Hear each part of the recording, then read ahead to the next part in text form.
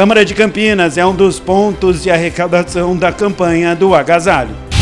15ª e 16ª audiências públicas da Comissão de Constituição e Legalidade discutiu sobre projetos de lei que alteram cargos públicos de Campinas. Nova lei em Campinas obriga postos de combustíveis a exibirem nos painéis o preço real cobrado nas bombas.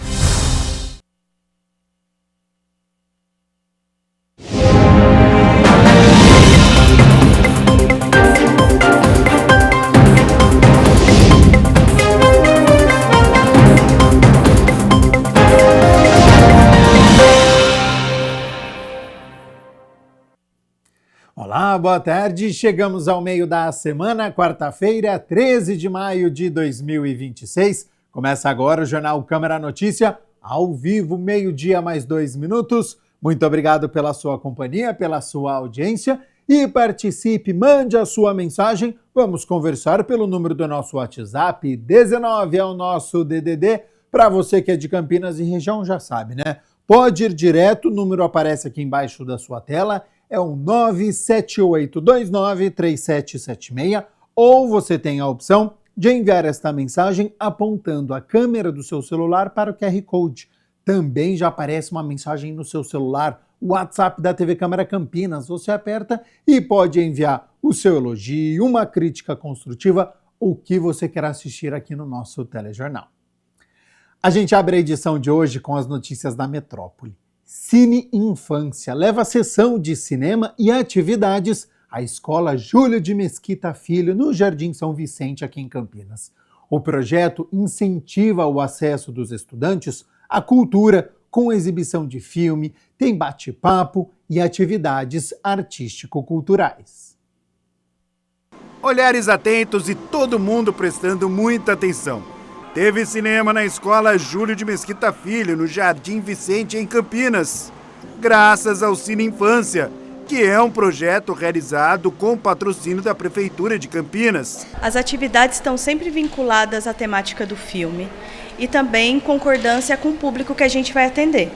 Então, no caso, de hoje, a atividade era numa escola bilíngue, então a gente pensou em uma atividade que contemplasse tanto ouvintes quanto não ouvintes. Então, a atividade olha tanto o desenvolvimento relacionado ao filme, quanto aquilo que a gente objetiva em relação à temática do filme.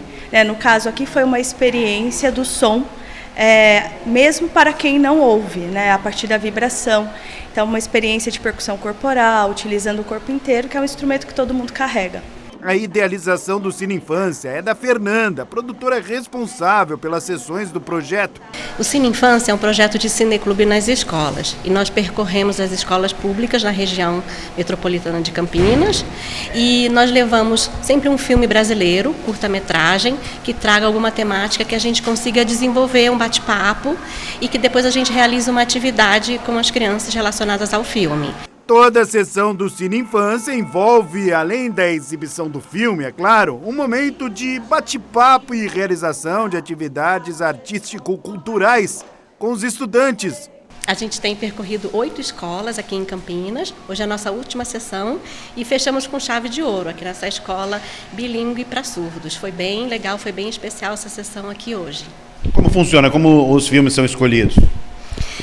Eu faço a curadoria dos filmes pensando sempre na temática, na classificação indicativa livre, sempre livre, e questões de acessibilidade. Se o filme tem essas questões de acessibilidade para que seja acessível para todos os públicos. Então a gente sempre pensa filmes brasileiros, filmes que abordem questões sociais ou questões relevantes que tragam algum questionamento ou questões relacionadas a bullying, ao racismo, para que a gente traga essa reflexão para as crianças e trabalhe isso tanto na conversa com eles quanto na atividade que a gente realiza após o filme. Bom, e claro, tudo isso tem uma explicação, tem uma justificativa, porque o cinema infantil nas escolas pode sim ser utilizado como um recurso lúdico, visando, claro, um aprendizado mais interessante e criativo também. Qual a importância para a escola receber um projeto como esse? Para a escola, na verdade, tem uma grande importância, principalmente na questão do cinema, da cultura, da acessibilidade, né? Nós somos uma escola polo bilíngue, né? Então, assim, a única do município que está estruturada nesse formato, e já ter uma atividade cultural voltada ao público surdo é de grande importância para nós. O acesso dos alunos à cultura é valorizado por todos na escola. Quando a gente faz isso na escola, a gente garante que eles tenham esse acesso. Então, eles ficaram bem envolvidos, bem empolgados, eles gostam bastante desse tipo de ação e eu acho que foi bem positivo. Colabora, inclusive, com o aprendizado das crianças de uma forma interessante, criativa? Com certeza, porque isso ajuda as crianças a pensar a respeito das coisas que eles vivenciam, muitas vezes, e o filme que foi escolhido mostrou bastante do dia a dia das crianças aqui da escola. E olha só, o Conselho Universitário da Unicamp aprovou a criação de 5 novos cursos: Relações Internacionais, Inteligência Artificial e Ciência de Dados vão ser oferecidos a partir de 2027. E os cursos de História Noturno e Licenciatura em Letras em Inglês têm início previsto para o ano de 2028. As propostas de criação da Faculdade de Direito e do curso de Direito foram retiradas de pauta e vão ser discutidas ao longo dos próximos meses. Atualmente, a universidade oferece 65 cursos na graduação. Bom, vamos com as notícias do Legislativo agora, porque ontem a Comissão de Constituição e Legalidade, presidida pelo vereador Otto Alejandro, realizou 2 audiências públicas para discutir projetos de lei complementar de autoria do Executivo que tratam de mudanças em cargos públicos, planos de carreira e regras funcionais da administração municipal. A 15ª audiência pública da Comissão de Constituição e Legalidade debateu o projeto de lei complementar número 26 de 2026, que prevê a transformação de cargos efetivos de especialista em meio ambiente em cargos de especialista em meio ambiente e geologia, equiparando a categoria à profissão de engenheiro. Participou do encontro a diretora de Gestão de Pessoas da Secretaria de Gestão e Desenvolvimento de Pessoas, Karina Locatelli, que explicou os detalhes da proposta. Quero dizer para vocês que esse projeto hoje ele veio para regularizar uma legislação do governo federal. A lei do governo federal é a 15.026, de novembro de 2024, onde ela equipara os diplomados em Geologia e Engenharia Geologia ao grupo de engenheiro, à profissão de engenheiros, vereador. O governo federal, a Constituição Federal, no artigo 22, ela estabelece que quem regulamenta sobre as profissões é o governo federal e cabe aos municípios e aos estados se adequarem a essa legislação. Então, essa proposta hoje veio para poder equiparar e atender a essa legislação federal. É importante a gente sempre frisar em todos os projetos que a gente vem defender nessa casa que ele não implica em um aumento significativo, que a gente está falando apenas de 2 pessoas hoje. São dentro apenas do município de Campinas. Isso, são apenas 2 servidores, então isso não impacta significativamente, porque essa é uma preocupação do prefeito, é uma preocupação da sociedade, todos os impactos aí, qualquer alteração da legislação, o que isso pode impactar em despesas para o município. Já a 16ª audiência pública discutiu o PLC número 35 de 2026, que altera o plano de cargos, carreiras e vencimentos da autarquia CETEC, Serviços Técnicos Gerais. O texto propõe mudanças nas regras de progressão funcional, na jornada de trabalho, nos critérios de avaliação e nas funções de confiança dos servidores do setor. Participaram do encontro o presidente da Câmara, vereador Luiz Rossini, e os parlamentares Luiz Cirilo, Fernanda Souto e Edson Ribeiro, além do presidente da CETEC, que apresentou os principais pontos do projeto e esclareceu as dúvidas dos participantes. Às vezes a parte administrativa ela tem mais facilidade, aqueles que têm grau superior, que têm um grau médio, têm muito mais facilidade de fazer essa progressão, e aí a gente, aqueles que são de fato operacionais, eles ficavam prejudicados. Então tínhamos situações de que a reclamação mais recorrente, Rossini, era no sentido, olha, eu estou há muitos anos e a progressão é só para inglês ver, é só para os outros. Para a gente não é. Então a gente se deparou com isso e falou, bem, vamos tentar mudar essa lógica e simplificar todo esse processo de progressão, né? Então, ele tinha um grande problema que a questão era assim, tinham grupos, então progredia até 25% de servidores, e você tinha um grupo X esse grupo tinha 10 servidores. Então, esse grupo X que tinha 10 servidores, quase toda avaliação eles progrediam. E você tinha um grande grupo, que é o grupo operacional, que tinha uma quantidade enorme de trabalhadores. Tinha 100 trabalhadores. Então, esse grande grupo nunca conseguia progredir. Então, com base nisso, a gente começou a trabalhar. Entre os principais pontos da proposta está a definição da progressão funcional vinculada ao crescimento da receita própria da CETEC. Segundo o presidente da Câmara, a medida pode representar um desafio e exigir que a autarquia busque novas fontes de arrecadação. As fontes próprias de receita da CETEC são fiscalização do uso do solo público, né, o serviço funerário, a taxa de fiscalização e propaganda. Isso, publicidade? Isso. E outros preços públicos. Agora eu vou falar assim, nós temos um desafio, acho que, para enfrentar. Politicamente não é fácil, mas eu acho um absurdo aquele cidadão, e normalmente são os que têm dinheiro, que tem um jazigo na CETEC, não pagar uma taxa de manutenção. Eu sei que no passado houve uma tentativa e a imprensa falou, está querendo cobrar IPTU dos mortos, lembra? Aí foi abandonada a ideia. Mas eu acho que a gente tem que fazer com transparência uma discussão com a sociedade, né? Eu estou disposto, aí, certamente os vereadores, a gente enfrentar isso. E talvez isso seja uma forma também de garantir um crescimento da receita futura da CETEC, né? E garantir que esse plano continue. O presidente da comissão também explicou quais serão os próximos passos, até que o projeto possa ser votado pelos vereadores. O próximo passo vai para essa parte da legalidade e depois passa pelas comissões. Depois vai ter a oportunidade dos outros vereadores, até mesmo eu também, apresentar emendas que acrescentem o projeto, que melhorem o projeto, né? Já foi falado aqui, assumido o compromisso com todos aqui, com todos nós, os vereadores, com os funcionários, que até dezembro volta um novo projeto encaminhado pelo Executivo, pela CETEC, para poder incluir os agentes de fiscalização e também os administrativos. 12:00 mais 13 minutos. Muito obrigado pela sua companhia, pela sua audiência. Hoje é quarta-feira, portanto é dia de reunião ordinária, a 28ª do ano. A partir das 6 horas da tarde, os vereadores vão se reunir para discutir e votar 16 projetos que estão na pauta. E para você que está nos acompanhando ficar muito bem informado, saber quais são estes projetos, olha só, site da Câmara, campinas.sp.leg.br, já tem a reportagem aqui, ó, com a chamada, o destaque para 2 projetos de lei.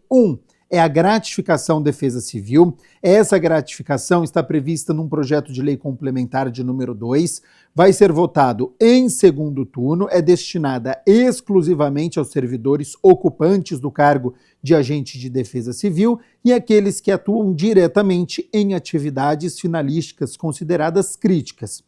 O valor corresponde a 35% do padrão inicial de vencimento, de acordo com cada grupo. A proposta reconhece o trabalho desenvolvido por esses profissionais em ações de prevenção, mitigação, monitoramento, emissão de alertas, resposta e recuperação em situações de emergência e desastres, reforçando a importância estratégica do Departamento de Defesa Civil para a segurança da população.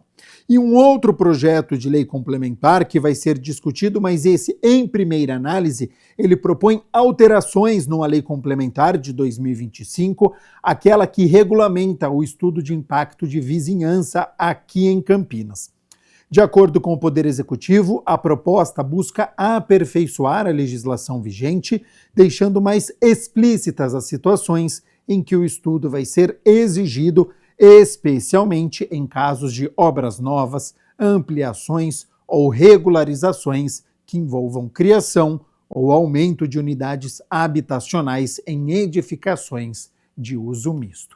Quer ficar muito bem informado, saber todos os projetos que serão discutidos e votados?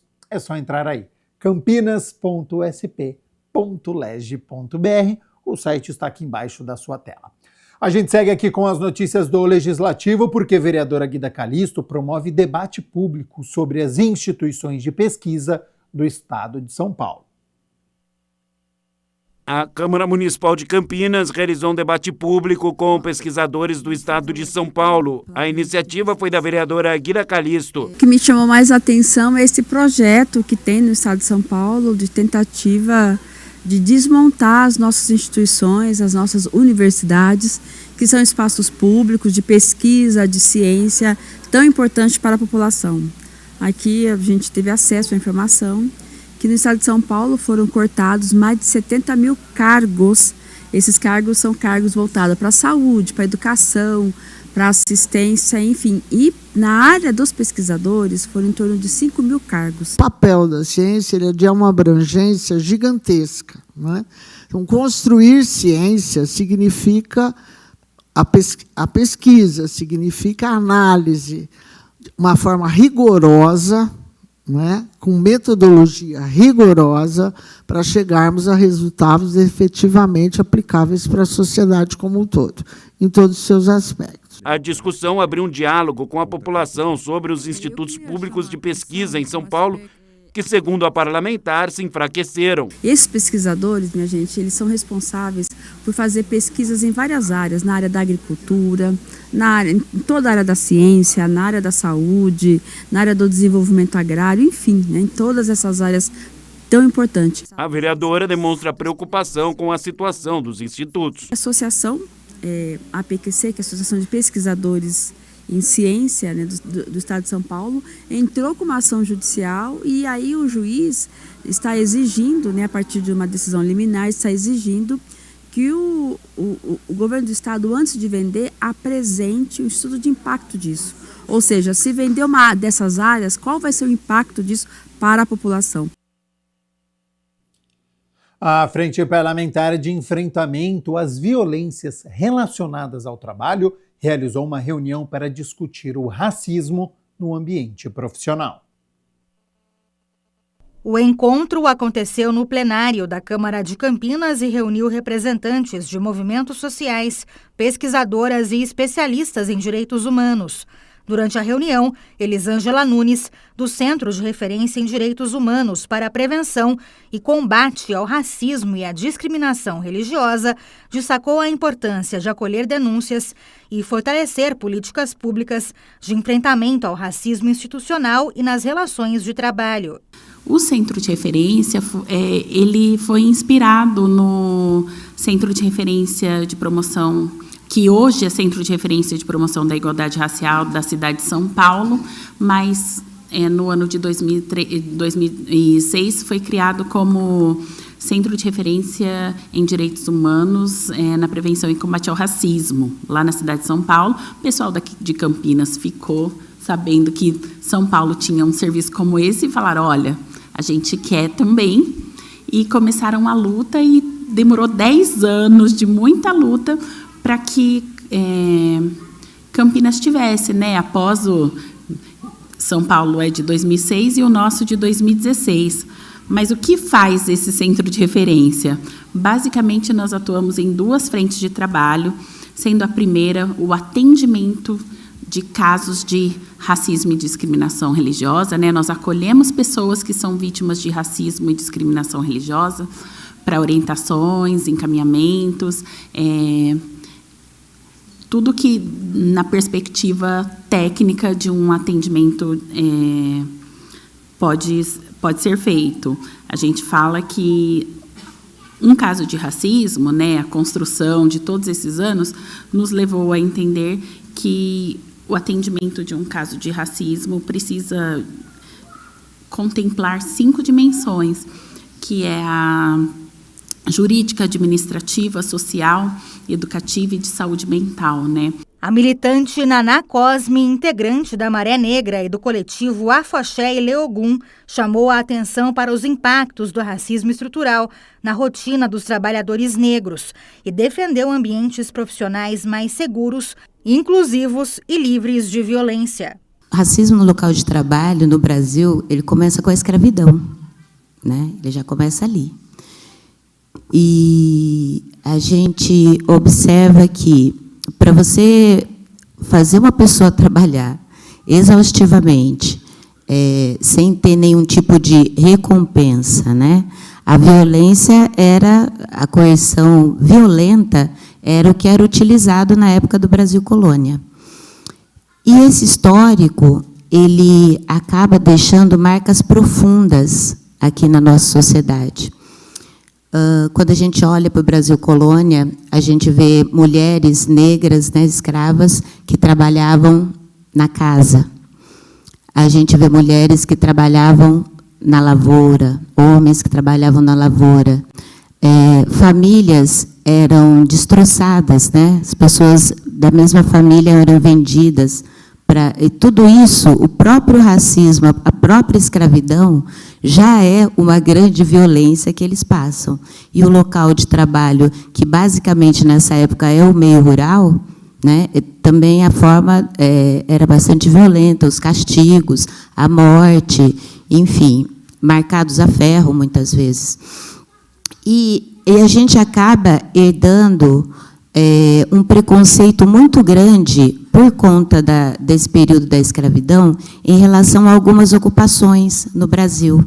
Já a socióloga e pesquisadora Mara Takahashi abordou como diferentes formas de violência relacionadas ao trabalho afetam a saúde física e mental dos trabalhadores e ressaltou a necessidade de enfrentar desigualdades históricas dentro das instituições. O racismo no trabalho é uma violência estrutural, né? As minhas companheiras aqui já reforçaram isso. Ela é sistêmica e ela ainda não foi devidamente... Você passa para mim, Nana, por favor? Ela ainda não foi devidamente enfrentada no Brasil. Então, ela é uma dívida social que só se acumula.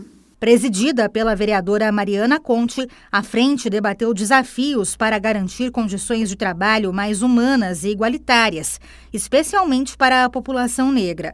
Segundo a parlamentar, o aumento dos casos de racismo em Campinas reforça a necessidade de ampliar o debate. É muito delicado quando a gente fala de trabalho, porque as companheiras colocaram, né? Muitas pessoas têm medo, e com razão, porque elas têm medo da retaliação. Infelizmente, a gente está numa situação em que existe uma vulnerabilidade econômica do trabalhador. A gente teve aqui, no caso, em Campinas, a situação do Rodney, que foi um rapaz que sofreu racismo no trabalho e foi demitido ao realizar a denúncia de racismo. Então, isso a gente procurou o Ministério Público, procurou os órgãos, né? Esse foi um caso que veio à tona, porque ele fez uma denúncia pública, isso publicizou, isso veio à tona, mas infelizmente a partir disso as pessoas começaram a nos procurar relatando esses casos, e aqui foi mencionado várias coisas, né? A questão do racismo no ambiente de trabalho, no ambiente da escola, e por isso é tão importante a Lei 10.639, que coloca o ensino de história da África como uma política necessária, e nós sabemos que aí não existe interesse do governo de fazer valer essa lei, porque essa lei também implica em você trazer feridas à tona, mas que é super necessário. 12:00 mais 24 minutos. Muito obrigado pela sua companhia, pela sua audiência. Solidariedade em alta. Campinas lança a campanha do Agasalho 2026 com o slogan: se não estou usando, estou doando. 110 pontos de coleta estão abertos por toda a cidade, inclusive aqui na Câmara Municipal.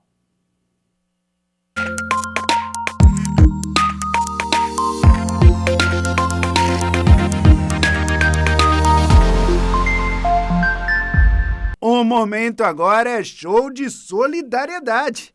Com o slogan "Se não tô usando, tô doando", a Prefeitura de Campinas lançou a campanha do Agasalho 2026. Bom, e a campanha começa com 110 pontos de arrecadação, 88 pontos gerais, um inclusive aqui na Câmara Municipal de Campinas. Pois é, na entrada principal, que fica na Avenida da Saudade. Também na Câmara, a doação pode ser feita na entrada do plenário, que fica na Avenida Engenheiro Roberto Mange. Além de colocar um ponto de arrecadação aqui nas instalações da Câmara, e a gente já convoca, né, não só os servidores, vereadores, comissionados, como a população do entorno da cidade que quiser contribuir com a campanha do agasalho, é só trazer o seu agasalho aqui em bom estado, obviamente, né, que depois a prefeitura manda retirar. A campanha recebe roupas masculinas, femininas, também infantis. Todas as peças passam por triagem. O presidente da Câmara, Luiz Rossini, reforça que a TV Câmara também faz um trabalho de divulgação da campanha. A gente quer que essa campanha seja conhecida por todos os que moram na cidade de Campinas e, conhecendo o espírito solidário da nossa população, a gente sabe que mais uma vez as pessoas vão participar doando agasalhos, cobertores. Inclusive, há um apelo, né, de que vestimenta, agasalho masculino, né, possa ser encaminhado. Parte dessa doação também é para atender a população em situação de rua, né, e majoritariamente são homens que estão nessa situação. E tem também o dia D, que está marcado para sábado, dia 23 de maio, das 9 da manhã às 2 da tarde, no Paço Municipal, na Prefeitura, em Campinas. Então você que tem lá um paletó, uma blusa, um agasalho, um suéter, né, uma calça em bom estado que você não usa faz tempo, traga, faça a doação, não só na Câmara, em qualquer ponto de coleta. Eu acho que aquecer as pessoas nesse inverno que chegou forte, a gente pode sentir o frio ontem, hoje, né? Eu acho que nós precisamos cuidar dessas pessoas, então a Câmara não apenas apoia, mas participa dessa campanha de solidariedade que é muito importante.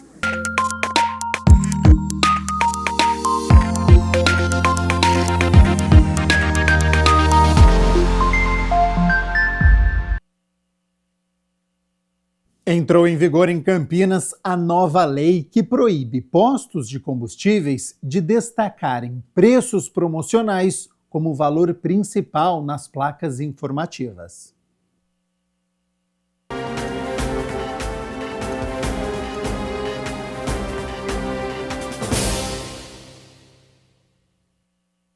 A Lei 16.916, de autoria do vereador Benê Lima, foi sancionada pelo prefeito e publicada no Diário Oficial do Município no dia 11 de maio de 2026. A legislação obriga os postos de combustíveis de Campinas a exibirem, em local visível e de fácil leitura, os mesmos preços praticados nas bombas de abastecimento. Propus o projeto de lei para que os postos sejam obrigados a colocar nas placas o preço que está na bomba, que a gente sabe que é uma fraude aí para o consumidor, então o preço que estiver na bomba tem que estar na placa. A lei também proíbe destacar como valor principal preços promocionais vinculados a aplicativos ou programas de fidelidade. Em caso de descumprimento, os postos poderão ser penalizados com multa prevista no Código de Defesa do Consumidor. A expectativa é que a medida garanta mais transparência nas informações e evite que os consumidores sejam induzidos ao erro no momento do abastecimento. As pessoas param no posto pelo preço atrativo, mas na verdade não está aquele preço na bomba, e sim preço de aplicativo, que a gente sabe que não é aplicável, porque é só nos 3 primeiros abastecimentos. Então, o projeto é para defender esse tipo de abuso aqui na cidade de Campinas.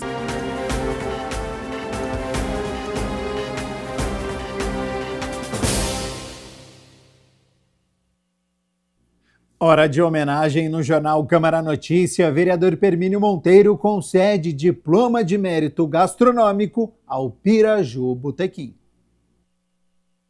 A Câmara Municipal de Campinas, por iniciativa do vereador Permini Monteiro, concedeu o diploma de mérito gastronômico ao Piraju Botequim. E uma homenagem justa a um Piraju Botequim, eu acho que não seria tão contagiante na Câmara, embora seja o Poder Legislativo, onde a gente faz a Casa de Leis, que fosse realizada aqui neste local. É importante a gente prestigiar, né? Principalmente os comércios que estão em evidência, e um bar renomado desse, eu fico muito feliz, até porque eu observei a história do seu pai, o Betão. Eu também sou aqui do Nova Europa desde 1970, então a gente viu esse bairro aqui crescer. Lá era todo de terra, não tinha nem energia, para vocês terem ideia. E o Jardim Leonor já era mais evoluído. O parlamentar destaca as qualidades do local homenageado, que colabora, claro, com o desenvolvimento da gastronomia em Campinas. Atendimento VIP, é um bar diferenciado, é um local que muitas pessoas vêm com alegria e é um local familiar.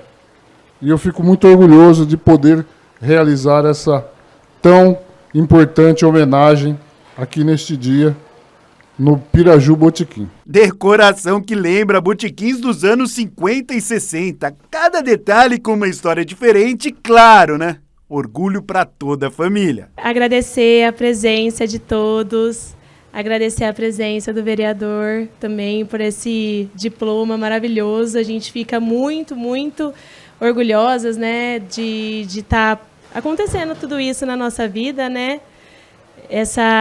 Representando um bar tão importante que é para minha família, que foi para o meu pai, um sonho que ele construiu, e estar na frente de tudo isso realmente é muito gratificante mesmo.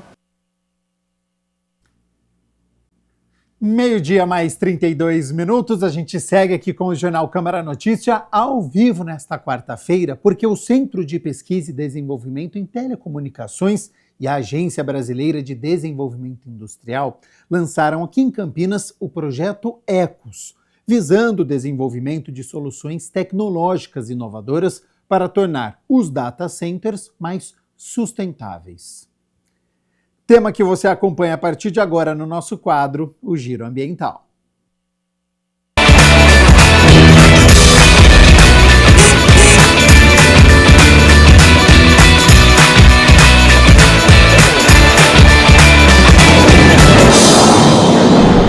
Olá, sejam bem-vindos a mais um Giro Ambiental. No programa de hoje vamos falar sobre um tema que cresce junto com a tecnologia, mas que também traz desafios importantes: o impacto ambiental dos data centers. E para discutir soluções inovadoras nessa área, o Centro de Pesquisa e Desenvolvimento em Telecomunicações, o CPQD, lançou o projeto ECOS, que busca tornar esses sistemas mais sustentáveis. Então, para falar sobre isso, eu converso agora com Fabrício Lira, gerente de Ambientes e Inovação do CPQD. Fabrício, muito obrigada por aceitar nosso convite e seja bem-vindo ao Giro Ambiental. Bom dia, obrigado pelo convite, obrigado a todos os espectadores. Estamos aqui para discutir um tema tão importante, né, na nossa atualidade. Fabrício, para começar, eu queria que você explicasse para a gente o que é exatamente um data center, para quem está em casa e pode não conhecer esse segmento da tecnologia. Um data center é toda a infraestrutura crítica de tecnologia de informação que a gente precisa para armazenar os dados, os famosos dados que a gente utiliza no dia a dia, na internet, nas redes sociais. Todos esses dados precisam ficar armazenados. E a infraestrutura que armazena esses dados, a gente chama de data center. A gente pode entender que são os cérebros digitais da nossa atual, né, vida social e virtual na internet. Por que esse tema, né, dos data centers se tornou um tema tão central quando a gente fala de meio ambiente? É um tema tão discutido hoje em dia. Nós temos observado, ao longo dos últimos anos, um crescimento exponencial do uso da inteligência artificial, né, na internet, em várias frentes, tanto pelas empresas, né, as empresas cada vez mais utilizando os data centers para suas operações, mas também pelo cidadão, né. Hoje, todos nós conhecemos os algoritmos, né, Os algoritmos estão lá presentes no nosso dia a dia, em tudo que a gente faz na internet, seja acessando uma rede social, seja fazendo uma aquisição, eles estão sempre ali, né, quer a gente perceba ou não. E os algoritmos nada mais são do que inteligência artificial, né, a nosso serviço, a nosso trabalho. Então, a gente precisa considerar que todo o uso da inteligência artificial, ele demanda o data center, né? Ele precisa ser armazenado, tanto os dados quanto os algoritmos precisam dessa estrutura. Sem o data center, né, não é possível a gente ter todo esse uso e todo o crescimento da IA que a gente tem percebido nos últimos anos. A grande questão é que essa infraestrutura ela demanda muitos recursos para a sua função, né, para a sua operação. Um desses recursos é a energia, né? Então, dependendo do porte do data center, ele pode consumir o equivalente a uma cidade de médio e grande porte, como Campinas, na duração, né, que ele estiver operando. Por exemplo, no período de 1 ano, pode chegar a superar, né, o consumo de energia de uma cidade de médio porte, como Campinas, tá? Então, essa é uma infraestrutura muito importante para a evolução da nossa sociedade, mas que demanda muitos recursos. Além da energia, água também. Você precisa ter formas de refrigerar esses data centers. O grande desafio, né, nesse processo todo é a eficiência no uso da energia e no uso dos recursos naturais. Então, por isso é importante que a gente consiga desenvolver tecnologias, inovação, que contribuam para o aumento da eficiência energética, da eficiência da operação dessa indústria dos data centers, né? A gente tem observado um crescimento muito significativo dessa indústria nos últimos anos, né? A gente tem uma projeção que o mercado brasileiro de data centers deve alcançar a casa dos 10 bilhões de dólares até o final de 2030, né? É uma projeção, e o Brasil hoje já ocupa, né, a liderança nessa infraestrutura em toda a América Latina. Então, a gente precisa ter uma atenção especial, porque é uma infraestrutura extremamente necessária, crítica para o nosso dia a dia, né, para o dia a dia do cidadão, do governo, das empresas, mas que precisa ter esse olhar atento, devido a esse potencial de crescimento tão acelerado que a gente tem observado, né. E isso tem um impacto ambiental importante, né, esse crescimento, a gente precisa ter projetos mais eficientes. Então, esse é o objetivo do projeto Ecos, né, que vai posicionar, inclusive, a região de Campinas nessa vanguarda tecnológica com impacto global. E falando já especificamente sobre o projeto Ecos, como que surgiu a ideia desse projeto e também qual o tempo de duração dele? Perfeito. Então, o projeto Ecos nasceu exatamente dessa visão da oportunidade que nós temos hoje para posicionar o Brasil como um ator importante de inovação nesse segmento, não só em nível nacional, mas como em nível global. Porque o mundo inteiro precisa dessa tecnologia. Então, se nós conseguirmos construir competências, infraestrutura, né, capital humano, pessoas qualificadas, capacidade de pesquisa nessa área, a gente tem uma oportunidade enorme, uma janela de oportunidade para posicionar o país nessa área.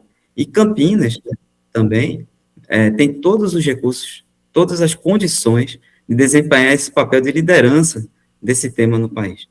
Então, a partir da junção dessas duas visões, surgiu a inspiração do Projeto Ecos, né? A gente sabe que, no final do dia, isso vai implicar em 2 aspectos. Primeiro, a gente precisa construir um ecossistema. Então, o Ecos tem o objetivo, antes de mais nada, de começar esse processo no Brasil. Tá? Então, unir startups, data centers, universidades, outros centros de pesquisa em torno desse tema. Então, a construção do ecossistema é o passo inicial. E a gente quer que esse ecossistema ele seja longevo e ele cresça, continue crescendo após o projeto. Então, o projeto foi estruturado com uma jornada de aceleração de startups de 24 meses. Né? Nós vamos selecionar startups a partir de uma chamada pública. Essas startups vão ser apoiadas pelo CPQD, que tem hoje competência, pesquisadores, infraestrutura laboratorial, para apoiar o crescimento e a aceleração tecnológica dessas startups. Também vamos ter o apoio de um hub de inovação, que é o TECOA, né? Esse hub ele foi criado com foco em sustentabilidade e inovação digital e vai apoiar todo o processo de evolução de negócio dessas empresas. Como que elas vão conseguir atender os data centers? Quais vão ser os modelos de negócio? Né? Como é que eu vou conseguir ter um preço que viabilize que essas empresas atendam os data centers no Brasil? Né? E depois que elas possam expandir globalmente. Então, a ideia é que o projeto crie as condições tecnológicas de negócio e atraia também os data centers. Então, logo no início do projeto, nós vamos fazer também um trabalho de atrair data centers parceiros, tá? Tanto data centers de grande porte, quanto data centers menores. E esse é um aspecto importante também, porque no Brasil, nós precisamos explorar toda a capacidade que o Brasil tem hoje de recursos naturais. Então, nós vamos trazer no Projeto Ecos, reforçar o conceito dos data centers regionais, que são os data centers de menor porte, que podem ser implantados em regiões, como, por exemplo, o Nordeste do Brasil, que tem abundância de recursos de energia renovável, seja eólica, né, seja energia fotovoltaica, e outras regiões do Brasil que têm abundância de recursos naturais, seja água e seja energia. Né? Então, a ideia é que os mini data centers sejam uma ferramenta importante para o desenvolvimento dessa indústria no Brasil, além de criar oportunidades locais. Né? Então, o Projeto Ecos vai fortalecer esse conceito, né, além de trabalhar com os data centers de grande porte. Tá? Então, é um projeto com uma visão estratégica e que a gente pretende também explorar, né, e posicionar toda a região metropolitana de Campinas como protagonista, como líder desse tema no Brasil. E Fabrício já explicou um pouco que os data centers eles costumam consumir muita energia e água. Como o projeto pretende, na prática, tornar isso mais sustentável? Existem várias oportunidades. Por exemplo, a gente pode trabalhar em temas como eficiência energética, fazer com que os data centers operem de forma eficiente, mas mantendo, né, ou reduzindo o consumo dessa energia. Isso pode ser feito, por exemplo, através de algoritmos de inteligência artificial. Nós podemos usar a própria inteligência artificial para melhorar o desempenho dos data centers. Como? Antevendo falhas, né, melhorando o controle desses algoritmos. Né, é importante também a gente trabalhar a questão do resfriamento, de técnicas de resfriamento mais eficientes. Né? Isso impacta, inclusive, em novas abordagens para o reuso da água, que está sendo usada no resfriamento desses data centers. Tem toda a questão de trabalhar aspectos como alocar melhor os recursos de acordo com a flutuação da demanda, né? Então, nem sempre a gente está consumindo todos os dados, toda a capacidade do data center. Existe uma flutuação. Então, a gente pode adaptar a alocação dos recursos do data center de acordo com a demanda. Quando os usuários não estiverem usando, eu não preciso ter todo o data center funcionando. Eu posso, né, ativar parte do data center de acordo com o uso dos usuários. Tá? Então, isso é uma forma de economizar energia. Né? Existem, então, várias abordagens, vários algoritmos que atuam em diferentes áreas para a gente conseguir, né, essa melhora e essa redução do consumo de energia. Agora, existem aspectos também que melhoram o desempenho da operação do próprio data center. Tá? Então, por exemplo, a capacidade de tomada de decisão em tempo real. Então, quem opera um data center precisa ter condições de ter dados precisos, eficientes e em tempo real para que ele possa tomar uma decisão consistente. O que é que ele tem que fazer naquele momento para melhorar a operação do data center. Essa parte do uso dos dados em tempo real também vai ajudar muito, né, para quem faz a operação do data center ter uma operação mais eficiente. No final do dia, né, a gente também vai criar condições para o melhor uso da energia renovável. Né? Então, melhorar o uso das tecnologias fotovoltaicas, por exemplo, armazenamento de energia, inclusive uma área que o CPQD tem muita competência. Essa parte de armazenamento de energia, baterias mais avançadas para data center, o CPQD é um líder hoje nessa área no Brasil, né? E então a ideia é que a gente consiga trazer toda essa infraestrutura para, de uma forma mais ampla, melhorar o desempenho dos data centers. Fabrício, você falou já um pouco sobre a região de Campinas. Você acredita que a nossa região vem se destacando nesse setor atualmente?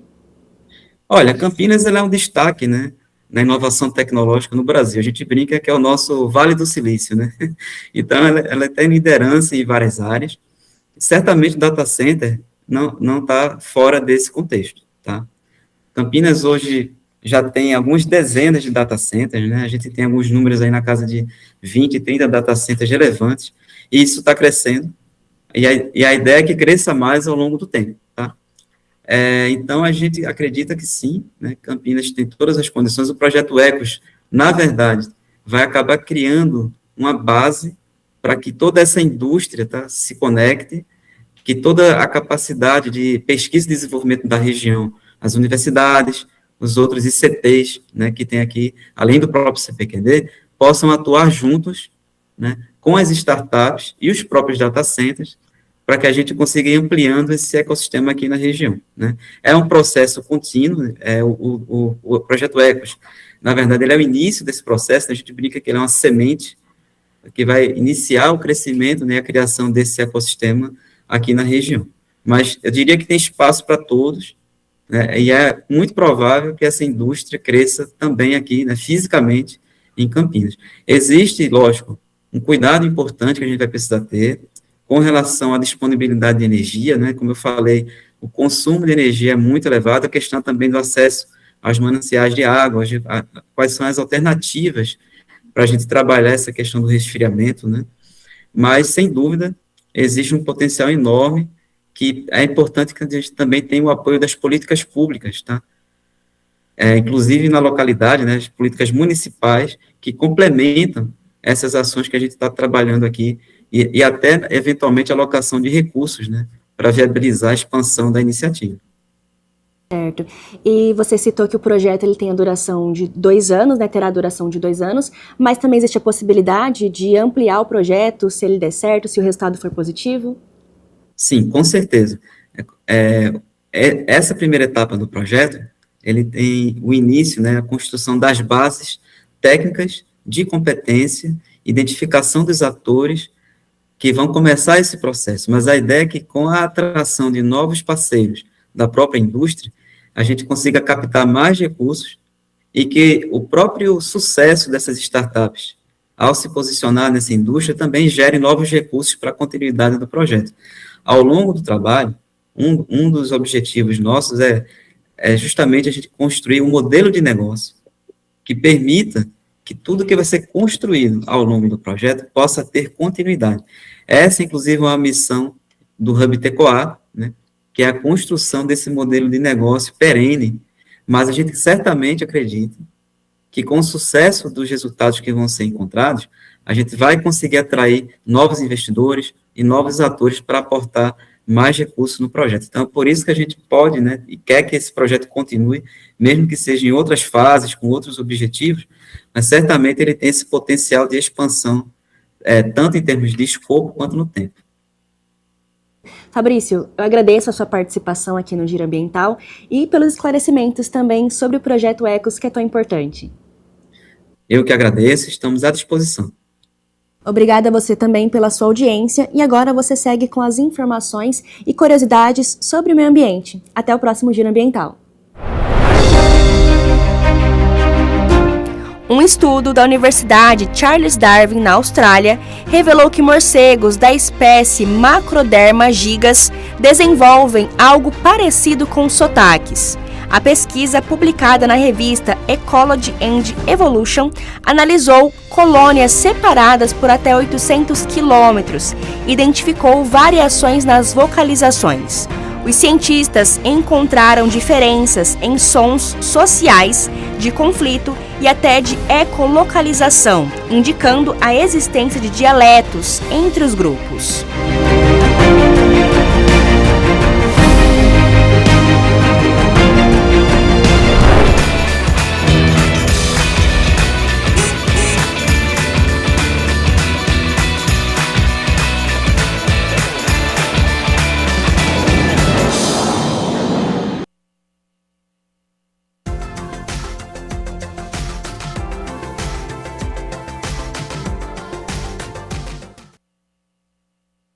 Para amanhã, quinta-feira, o tempo segue aberto, com o sol aparecendo durante todo o dia, pouca nebulosidade e não tem previsão de chuva. A temperatura está em elevação em comparação com o início da semana. Olha só, já estão aqui na minha tela. Amanhã, quinta-feira, 14 de maio, mínima de 15 graus. Já é uma mínima um pouquinho mais elevada, né? Em relação ao início da semana, que a gente teve aí 10, 11 graus.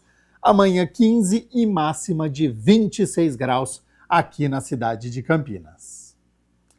O Jornal Câmara Notícia fica por aqui. Muito obrigado pela sua companhia, pela sua audiência. Lembrando que hoje é quarta-feira, portanto é dia de reunião ordinária. A partir das 6 horas da tarde, os vereadores vão se reunir para discutir e votar os 16 projetos que estão na pauta da 28ª reunião ordinária. Eu volto amanhã no Jornal Câmara Notícia. Até lá. Tchau, tchau.